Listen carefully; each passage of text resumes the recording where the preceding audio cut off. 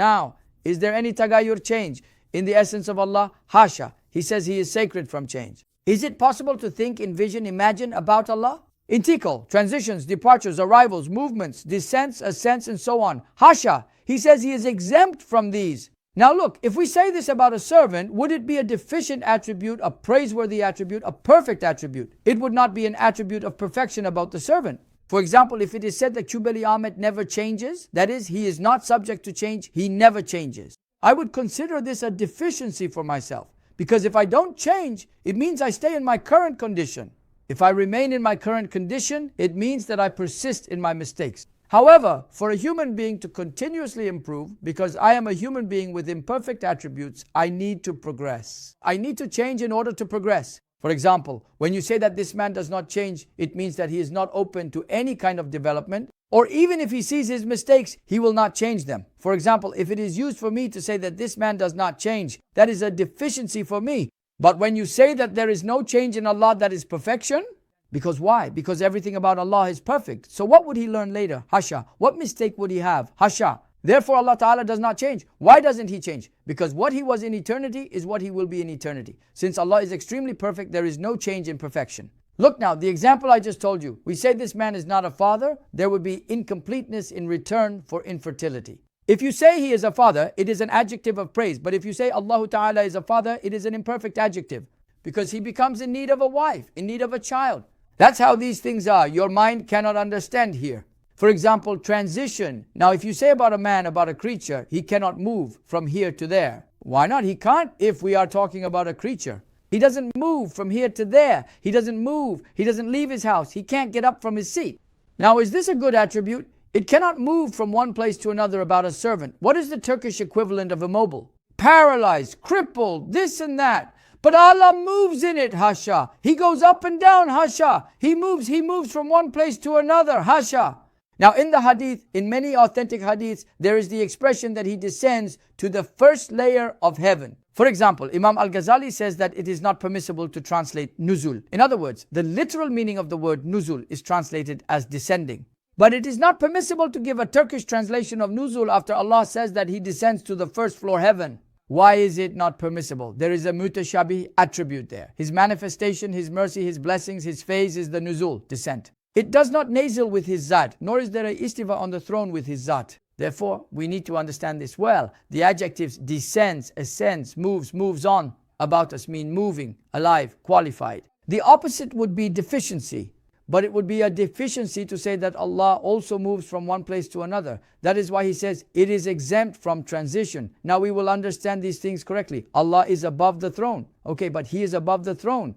No joining, no sticking, no attachment, then no settling, no sitting. It is not permissible to translate the attribute istiva. You can use the word istiva. Because otherwise, if you go to the lexical meaning, it becomes an attribute of incompleteness. Look what it says. He is free from transition. Now you are saying that He is on the throne. Well, now we are talking to the Wahhabis and you accept that He is on the throne. You accept that He is above the throne. You do. Then He descends to the heavenly world. As soon as the sun sets on the night of Barat, when 2/3 of every night has passed and 1/3 remains, does He say so? Where is the celestial world? It is the closest celestial layer to us. It is the closest of the 7 layers to us. That is the lowest of the 7 layers. Here, by nuzul, with your own self, hasha, the meaning of descending. Hasha, what happens the moment you give it the meaning of transition? You have already violated the attribute of His stationing on the throne. What happens this time if He is above the throne with His essence? Hasha. With the attribute of tawakkun? Hasha. Does He descend to the first floor heaven? He does. Then if He is also with His essence? Hasha. And if it is ascending and descending? Hasha. What happened this time? It's a complete transition. It's like you went from here to Ankara. Where is the throne? Where is the first floor heaven?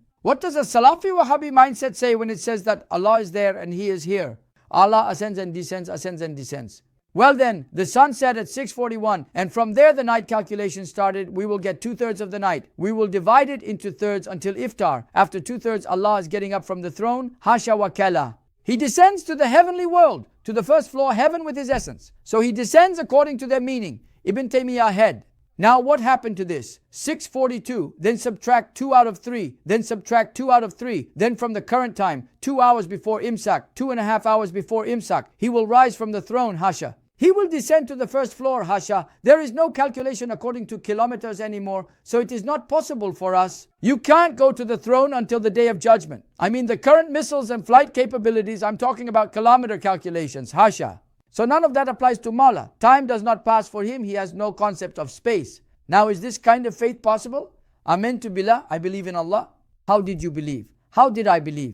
Until 4:30, he stands on the throne. After 4:30, Hasha, after 4:30, according to the time of the fast, whatever it is, the last 1/3 starts to move to the first floor. From there, he comes and goes up and down.